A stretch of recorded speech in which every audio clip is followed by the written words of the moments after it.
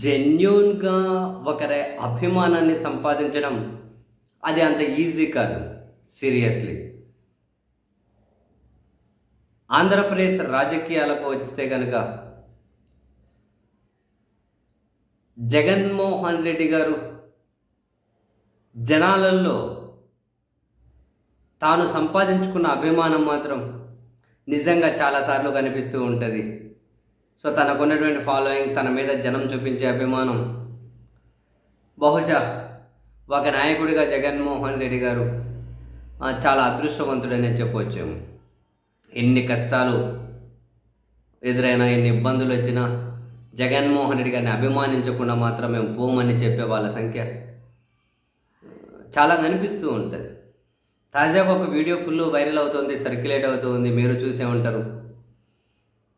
కమ్మ సామాజిక వర్గానికి సంబంధించిన వ్యక్తి జగన్మోహన్ రెడ్డి గారి అభిమాని అని, ఆయన ఇల్లు కట్టుకోవడానికి పర్మిషన్ ఇవ్వలేదు అని, కలెక్టర్కి అర్జీ పెట్టినా కూడా నువ్వు కమ్మోడివే, ఆ కులంలో ఎందుకున్నావు అన్నారని, ఎస్సీని అడిగినా కూడా నువ్వు ఒక నాయుడు అంట, ఆయన అడిగితే మాత్రం నువ్వు ఆ పార్టీలో వాళ్ళకు మద్దతు ఇవ్వకుండా నేను నీకు ఫేవర్ చేసేవాడినని రకరకాలుగా అన్నారని. వాళ్ళ మాటల్లోనే మీరే వినండి ఏమంటున్నారు. కలెక్టర్ గారికి అర్జీ పెట్టుకున్నా,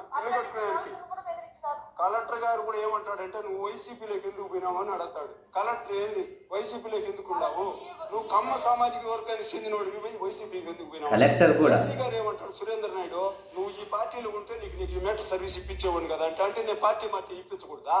నేను ఇదే అడిగిన, నాకు నచ్చిన పార్టీలో నేను ఉంటా, నాకు ఇష్టం వచ్చిన పార్టీలో నేను ఉంటా, నాకు హక్కు లేదా, నాకు ఆ స్వేచ్ఛ లేదా. నేను జగనన్న మనిషిని, నేను జగనన్న నమ్ముకున్నా, జగనన్న నాకు న్యాయం చేసినాడు, జగనన్న వల్ల నేను ఈ రోజు ఈ స్థాయిలో ఉండా. చంద్రబాబు నాయుడు వల్ల ఏ రోజు నేను కనీసం వ్యవసాయం చేసుకుంటానే బతికి కనీసం కూడా నా బిడ్డలు కూడా సాక్కోలేని పరిస్థితులు ఉంటే నా బిడ్డలకు అండ దండ అంతా రాజశేఖర రెడ్డి పుణ్యాన నా బిడ్డలు చదువుకున్నారు. నేను ఆయన మనిషిగా ఆ రోజు నుంచి మారిపోయినా. చంద్రబాబు నాయుడు వల్ల ఏ రోజు లబ్ధి పొందింది లేదు, చంద్రబాబు నాయుడు వల్ల నేను ఏ రోజు బాగుపడింది లేదు. నేను అదే సామాజిక వర్గంలో ఉన్నప్పుడు నాకు నచ్చలేదు రాజశేఖర రెడ్డి అంటే మనకు ఎంతో మంచి చేసినాడని ఆ రోజు మారిన, ఆ రోజుతో కంటిన్యూ అవుతాడు నేను. ఎందుకంటే జగనన్న ఇంకా ప్రేమగా చూస్తున్నాడు కాబట్టి నేను జగనన్న మనిషిగా బతకాలనుకున్నా, జగనన్నతో నేను కొనసాగుతానని. చంపేస్తే కూడా జగనన్నను వదిలిపోను, నన్ను చంపితే కూడా జగనన్నే, ఆయన వస్తాడు నా దాని.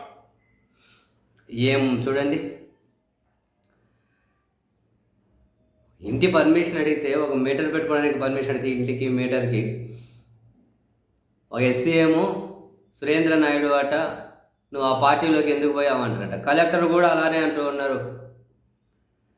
ఏం కమ్మోడిని అయితే జగన్మోహన్ రెడ్డి అభిమానిగా ఉండొద్దా, వైసీపీలో ఉండొద్దా, వైఎస్ఆర్ అభిమానిని నేను, చంద్రబాబు నాయుడు గారి వల్ల నేను అదే సామాజిక వర్గం అని చెప్పి ఏ రోజు నేను బాగుపడింది లేదు. ఈ రియలైజేషన్ జనాలకు కావాలి. అంటే రియలైజేషన్ అంటే చంద్రబాబు గారిని వ్యతిరేకించమనో జగన్ గారిని అభిమానించమనో కాదు నా పాయింట్. అసలు కులం కూడుబెట్టదు, మతం కూడుబెట్టదు. ప్రభుత్వం తీసుకునే నిర్ణయాల వల్ల నీకు నాకు మంచి జరగాలి, నువ్వు నేను మంచిగా ఉండాలి, సమాజం బాగుంటుంది, మన జీవన విధానాలు బాగుండాలంటే మనం కులం మతానికి దూరంగా ఉండాలి. కులం మతం ఆధారంగా ఒకరిని అభిమానించకూడదు, ఒకరిని ద్వేషించకూడదు. ఇంత చైతన్యం జనాల్లో వస్తే ఈ పెద్ద ఆయన అదే అంటున్నారుగా, నాది సామాజిక వర్గం కమ్మనే కావచ్చు, చంద్రబాబు నాయుడు గారి వల్ల నేను ఎప్పుడూ బాగుపడలే, వ్యవసాయం చేసి మా పిల్లలకు తిండిగానే పెట్టుకోలేని పరిస్థితులు ఉన్నప్పుడు రాజశేఖర రెడ్డి గారి వల్ల నా పిల్లలు బాగుపడ్డారు, నా పిల్లలు చదువుకున్నారు, నా పిల్లలు బాగుపడ్డారు. అప్పటి నుంచి వైఎస్ఆర్కి అభిమానిగా మారిపోయా. అదే అభిమానాన్ని జగన్ గారి మీద చూపించా, జగన్ గారు కూడా అద్భుతంగా చేశారు. ఏం నాకు ఆ స్వేచ్ఛ లేదా, హక్కు లేదా, నాకు ఏ పార్టీలో ఉండాలి అనే స్వేచ్ఛ నాకు లేదా, ఆ హక్కు నాకు లేదా. కలెక్టర్ అట్లా మాట్లాడేవండి, ఎస్సీ అట్లా మాట్లాడేవండి. నేను చనిపోయినా మీరు నన్ను కొట్టి చంపేయండి పర్వాలే, జగన్ అభిమానిగానే ఉంటా. నన్ను కొట్టి చంపేయండి పర్వాలే, జగన్ అభిమానిగానే ఉంటా. నేను చనిపోయిన తర్వాత జగనే వచ్చి నాకు అంత్యక్రియలు చేస్తాడు అని చెప్పి మాట్లాడడం అంటే క్లారిటీ చూడండి. అసలు ఆ పెద్ద ఆయనకున్నంత చైతన్యం ఎంతో చదువుకున్నామనే దరిద్రులు కూడా ఉండడం లేదు. ఏం చేద్దాం చూడండి. అంటే కులం ప్రాతిపదికన అభిమానించొద్దు ఒకరిని, మతం ప్రాతిపదికన ఒకరిని అభిమానించొద్దు, కులం ప్రాతిపదికన ఒకరిని ద్వేషించొద్దు, మతం ప్రాతిపదికన ఒకరిని ద్వేషించొద్దు. బాగా చదువుకున్న వాళ్ళు కూడా సక్కంగా 10th పాస్ అయిన వాళ్ళు చెప్పే చెత్త చెదారం వింటూ కూర్చోవట్లేదు, మతాలు కులాలు అంటూ. ఇంకా అట్లే తగలడుతున్నాయి అందుకే రాష్ట్రాలు దేశాలు సమాజం కూడా.